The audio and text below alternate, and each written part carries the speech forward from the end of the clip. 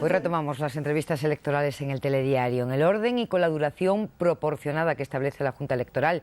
Ya saben que el Consejo de Informativos de Televisión Española discrepa de esta norma y reclama que tanto la información como las entrevistas electorales se hagan con el criterio profesional de los periodistas de la televisión pública.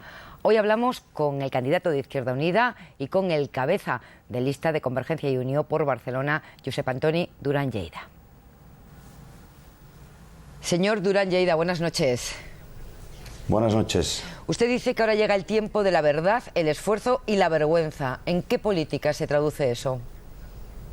Bueno, yo lo que digo es que tras la crisis económica hay una crisis de valores y que necesitamos, al margen de medidas técnicas puntuales a corto, medio y largo plazo para combatir la crisis económica, también la recuperación de unos valores, un cierto renacimiento ético.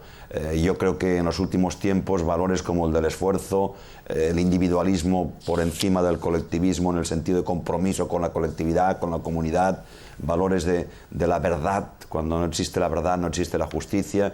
Hemos gastado más de la cuenta, las administraciones en general, valor por tanto de la austeridad. Todo esto tiene que imponerse, si no, no seremos capaces realmente de salir de la crisis económica por muchas medidas técnicas que adoptemos. También ha dicho que si tuviéramos 5 millones de parados reales tendríamos una revolución en la calle.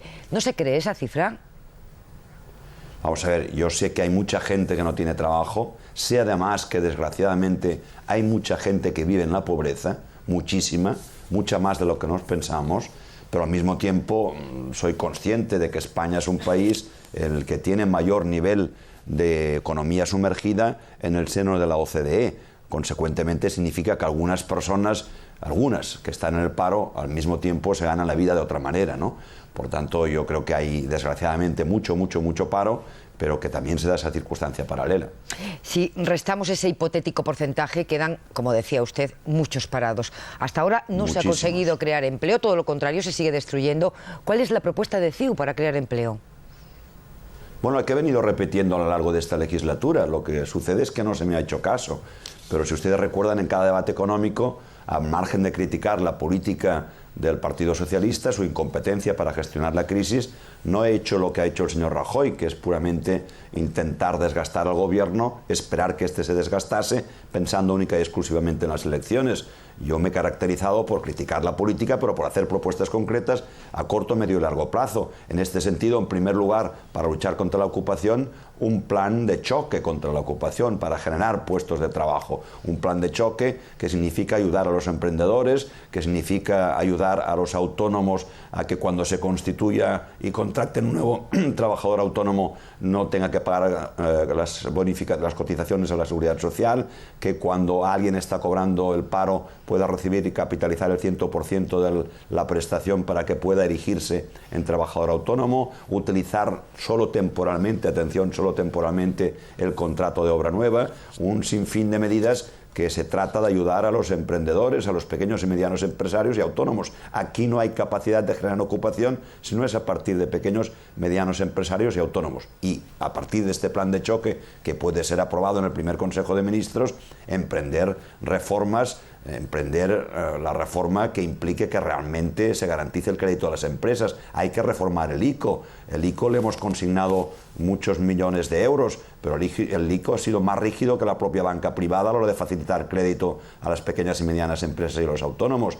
Hay que también hacer uso de esas cajas de ahorros que están hoy prácticamente en manos del Estado a partir de que el FROP ha intervenido y por tanto es el primer titular del Estado. Hay que ponerlas al servicio del crédito. Hay que procurar no tocar ni una coma a la ley actual de morosidad y que se cumpla. Hay que hacer reformas que ayudarán en este sentido a producir crecimiento y por tanto empleo y también consumo, lo cual es muy importante. Por ejemplo, bajar el tipo del impuesto de sociedades. Yo no soy partidario de bajar impuestos en general. Creo que quien diga que bajar impuestos es la solución, generalizándolos, se está equivocando. Por tanto, hay muchas propuestas que se pueden hacer. Crear empleo es la obsesión, me imagino, de todos los políticos. Por eso le he dejado que se extiendan, porque creo que los espectadores, los ciudadanos agradecen escuchar cuáles son las propuestas de cada partido para para esta tragedia que estamos viviendo, la cifra del paro. Le ruego que a partir de ahora, para tener tiempo de hablar más cosas, sean sus respuestas un poquito más concisas. No ha mencionado el tema de los subsidios. No ha mencionado el tema de los subsidios, y usted, que tiene una buena imagen en España, todas las encuestas lo colocan siempre, si no el primero, muy cerca de la primera posición en valoración de los ciudadanos, últimamente se ha colocado en el centro de la polémica con asuntos como el subsidio. Por ejemplo, el PER, cuando dijo aquello famoso de que había gente que cobraba el PER y se dedicaba a ir al bar y a estar allí.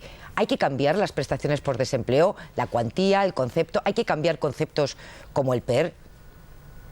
Quede claro que no dije solo esto, lo que pasa es que me interrumpieron aplausos y no se oyó porque mi voz quedó ahogada, porque hablo de estar en el bar o de en un banco de la plaza o en hacer algún trabajillo que está compitiendo con quien paga religiosamente sus impuestos.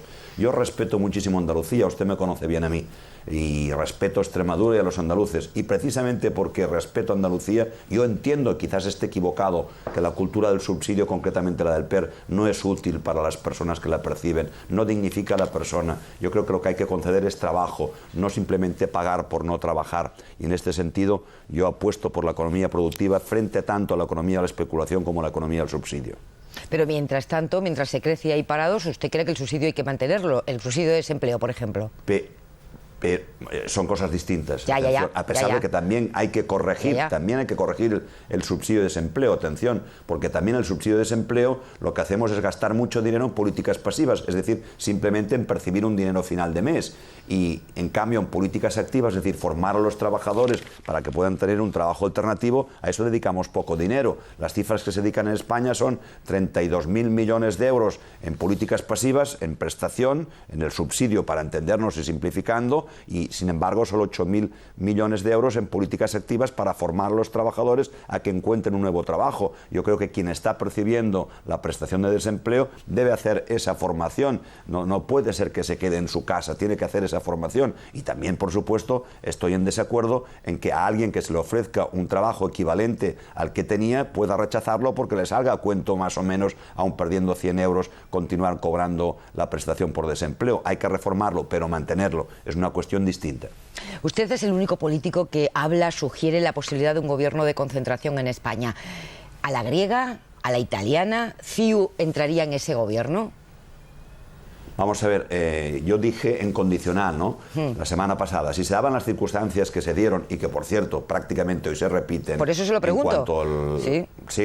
En cuanto a la prima de riesgo, yo creo que si se dan estas circunstancias pasado el 20 de noviembre, no habría que descartar, es otro condicional, no habría que descartar un gobierno de concentración. Por supuesto, no presidido por un técnico, por supuesto, presidido por el presidente, que va a ser Rajoy, según todas las encuestas, y además va a tener mayoría absoluta. Pero no se trata de mayorías absolutas. También tenía mayoría absoluta el Partido Socialista en Grecia, y sin embargo ha necesitado el concurso de otras fuerzas políticas. También tenía inicialmente mayoría Berlusconi. Por lo tanto, yo creo que no hay que descartar esa idea, aunque yo en ese sentido seré insignificante, porque la palabra la tendrá el presidente del gobierno. Yo me he caracterizado por defender durante la legislatura un pacto de Estado. Creo que es la hora de arrimar todos el hombro y, por supuesto, lo ha hecho Convergencia y Unió en el pasado y lo haría también en el futuro. ¿El nuevo pacto fiscal para Cataluña que usted reivindica tiene posibilidad de salir realmente adelante en esta legislatura con este panorama económico que estamos describiendo?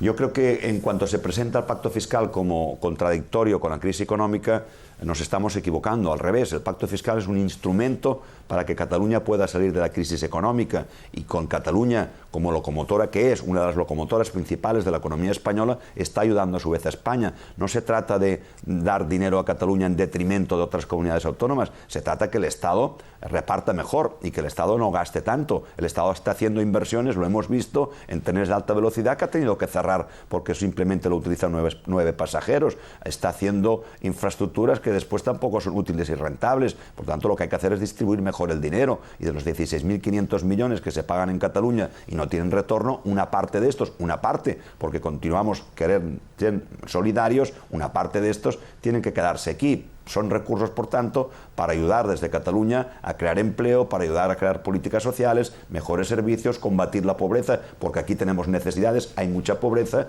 y, consecuentemente, sería un buen instrumento para recuperar económicamente Cataluña y para que Cataluña fuese la locomotora, como ha sido siempre, del crecimiento en España. Hoy hay huelga de médicos en Cataluña. ¿Qué horizonte tiene la política de recortes que está aplicando la Generalitat gobernada por ustedes? ¿Este año, el próximo? Bueno, dependerá de lo que nos fuerce el gobierno del Estado y a su vez la Unión Europea. Yo, si fuese presidente del gobierno, intentaría convencer, y para eso debería recuperar el prestigio que España ha perdido tanto con el gobierno de Zapatero como en la última parte con el gobierno de Irak, a raíz de romper con Alemania y Francia por nuestra presencia en la guerra de Irak. Yo recuperaría en primer lugar el prestigio de España en Europa y haría una reflexión a Europa en su conjunto de que, si bien es conveniente reducir el déficit público, eso hay que hacerlo compatible con dedicar un punto y algo de nuestro Producto Interior Bruto a crear crecimiento y, por tanto, hacer un plan de infraestructuras de obra pública que además contrataría gente que está en el paro, que procede de la construcción y que, si no es a través de obra pública, no va a encontrar encaje. A una parte también de ese dinero ayudarlo a políticas en favor de los emprendedores y una parte políticas sociales. Por tanto, compatibilizaría ambas cosas. En la medida que se exige, como se le está exigiendo a Cataluña, que el 4,2% del déficit, que ha encontrado un agujero de 8.400 millones de euros generado por el tripartito, a nosotros no nos queda otro remedio que rebajar el presupuesto. Es más, el gobierno central nos dice que lo hacemos poco, y si lo hemos rebajado en 3.000 millones, resulta que quieren que lo rebajemos en 6.000, el doble. Fíjese, en Cataluña cada día pagamos 4 millones y el próximo año 6, solo de intereses por la deuda que ha originado el tripartito. En 8 meses que no tuviéramos que pagar esos 4 millones diarios de intereses, no haría falta tocar ni un solo céntimo el presupuesto de sanidad y, por tanto, no habría huelga de médicos, que es de un sindicato de médicos, pero que, a pesar de eso, yo confío en los médicos, son grandes profesionales y sin duda nadie va a quedar desasistido. Sí,